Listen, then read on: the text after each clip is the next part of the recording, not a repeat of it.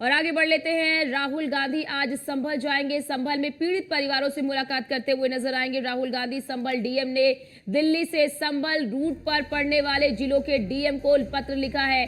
गाजियाबाद, नोएडा, अमरोहा के डीएम को पत्र लिखा गया है। बुलंदशहर के डीएम, पुलिस कप्तान को भी पत्र लिखा गया है। पुलिस कमिश्नरों को भी संभल डीएम ने चिट्ठी लिखी है। राहुल को अपने ही जिले की जो सीमा है उन सीमाओं पर ही रोक ले, संभल के डीएम ने अपने चिट्ठी के जरिए कहा है। राहुल को संभल ना पहुंचने दे, संभल डीएम ने अपनी चिट्ठी में कहा है।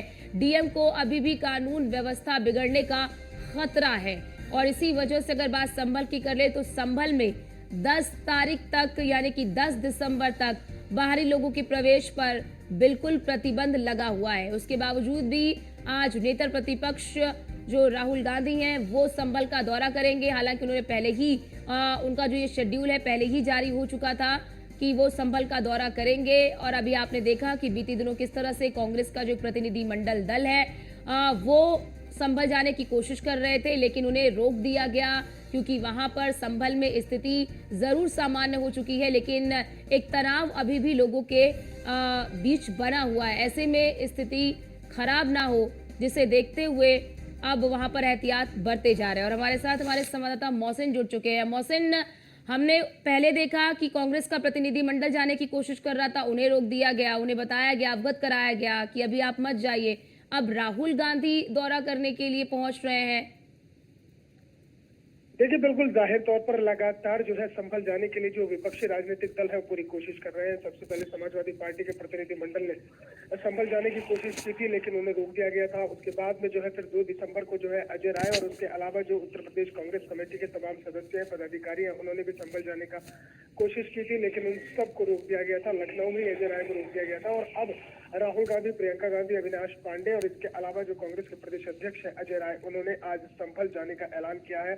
और राहुल गांधी और प्रियंका गांधी, अविनाश पांडे, ये सभी दिल्ली से निकलेंगे और तकरीबन 7:30 से 8 बजे के बीच में ये जो है कूच करने की कोशिश करेंगे। लेकिन उससे पहले ही डीएम संभल राजेंद्र पैसिया ने एक पत्र जो है डीएम गाजियाबाद और इसके अलावा पुलिस कमिश्नर गाजियाबाद को जारी कर दिया और उन्होंने यही कहा है कि राहुल गांधी और प्रियंका गांधी को आप अपनी ही सीमा में रोक दें, उन्हें आगे न आने दें, क्योंकि जो है संभल के अंदर बीएनएस 163 लागू है। इसके अलावा 10 दिसंबर तक पूरी तरह से बाहरी व्यक्तियों के प्रवेश पर रोक है। तो कुल मिलाकर एक राजनीतिक स्टंट है और पॉलिटिकल स्टंट के बीच में राहुल गांधी को हमने पहले भी देखा है कि चाहे वो हाथरस कांड रहा हो, चाहे फिर उत्तर प्रदेश के अंदर कोई दूसरी घटनाएं रही हो, तो राहुल गांधी जब भी ऐसी जगहों पर जाते हैं तो सुबह का ही वो वक्त जो है चूज करते हैं और सुबह के वक्त ही वो ज्यादातर निकलते हैं। और ऐसे में वो कई बार ये भी करते हैं कि जिस तरह देखा है कि युद्ध के मैदान में जब गुरिल्ला वॉर होती है ना, तो उसी तरह से वो भी राहुल गांधी निकलने की कोशिश करते हैं। हाथरस कांड में भी हमने देखा था कि किस तरह से उन्होंने गाड़ी छोड़ दी थी यूपी गेट पर और पैदल निकलने की कोशिश की थी। तो इसी तरह की कुछ रस्साकसी हो सकती है। मोहसिन, क्या लगता है कि कांग्रेस के प्रतिनिधिमंडल को तो प्रशासन ने रोक लिया, लेकिन क्या लग रहा है कि जिस तरह से राहुल गांधी या बता रहे हैं कि प्रियंका गांधी और अविनाश पांडे जो कि उत्तर प्रदेश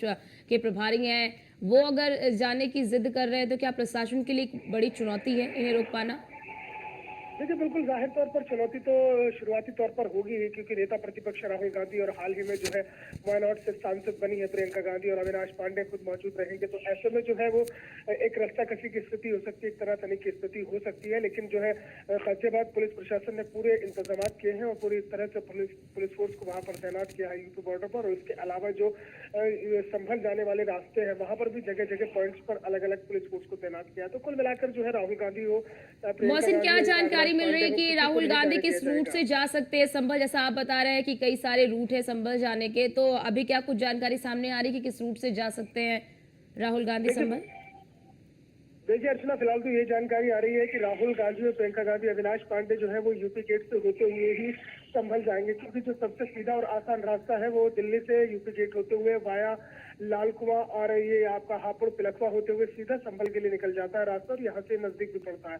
दूसरा रास्ता जो है आप ईस्टर्न पेरिफेरल हाईवे से होते हुए आप बागपत में प्रवेश करेंगे, बागपत से फिर मेरठ जाएंगे, मेरठ से फिर आप जो है बिजनौर और ये मुरादाबाद वाला जो हाईवे है उसे पकड़ेंगे। तो यानी कि कुल मिलाकर एक लंबा रास्ता है।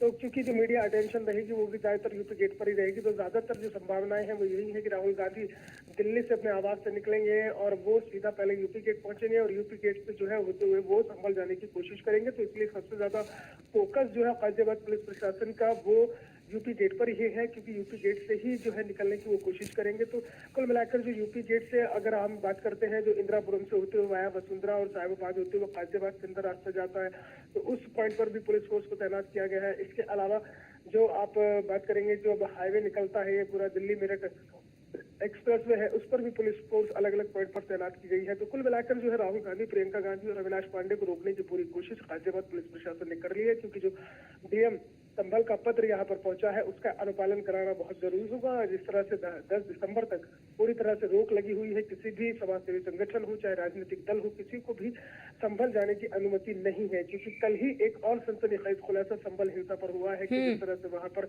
पाकिस्तानी मेड 9mm पिस्टल के खोखे बरामद हुए हैं, इसके अलावा विदेशी पिस्टल के खोखे बरामद हुए। तो कुल मिलाकर अभी जो हालात है, मौसम क्या लगता है कि अभी इस हालात में अगर मौसम क्या लगता है अगर इस हालात में अगर कोई वहां जाने की कोशिश करता है तो क्या उससे जांच भी प्रभावित होगा?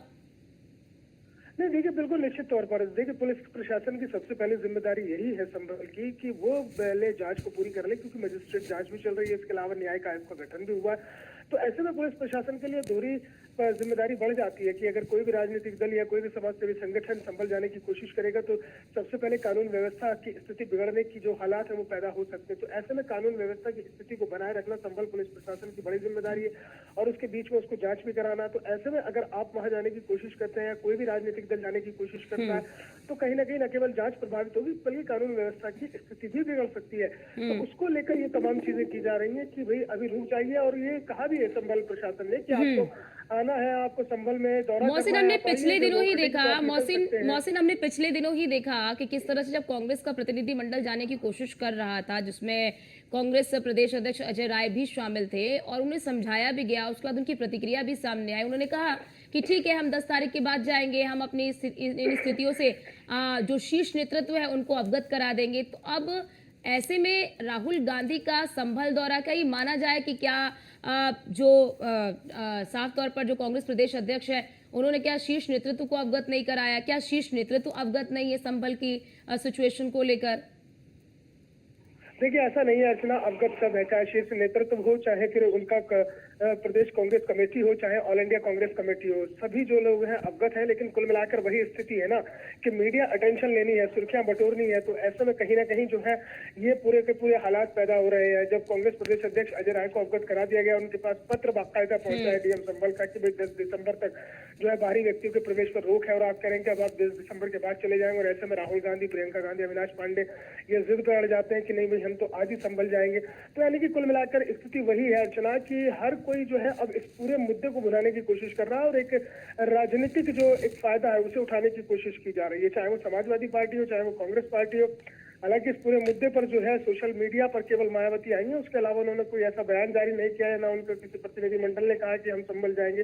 तो कुल मिलाकर समाजवादी पार्टी और कांग्रेस में होड़ मची हुई है कि उत्तर प्रदेश के अंदर किस तरह से जो अल्पसंख्यक वोट बैंक है उसे साधने की कोशिश की जाए। तो कहीं ना कहीं वही स्थिति है कि अल्पसंख्यक वोट बैंक के इर्द गिर्द ये पूरा संभल हिंसा का प्रकरण घूम रहा है। नहीं तो अगर आप कानून को मानते हैं, अगर आप कानून को मानने वाले हैं तो ये कानून का ही तो दायरा है कि भाई 10 दिसंबर तक आप रुक जाइए। बाहरी व्यक्ति के प्रवेश पर रोक है, बीएनएस 163 को लागू किया गया है, यानी कहीं भी 4 व्यक्ति इकट्ठे नहीं हो सकते। लेकिन आप जिद पर अड़े हैं कि आप संभल जाएंगे, तो यानी कि कुल मिलाकर एक राजनीतिक फायदा। बिल्कुल मोहसिन, ये बिल्कुल दर्शाता है कि आप किस तरह से जो आग लगी संभल में उस पर राजनीतिक रोटी सेकने की कोशिश कर रहे हैं। बहुत शुक्रिया मोहसिन आपका हमारे साथ जुड़ने के लिए और महत्वपूर्ण जानकारी हमारे दर्शकों तक साझा करने के लिए।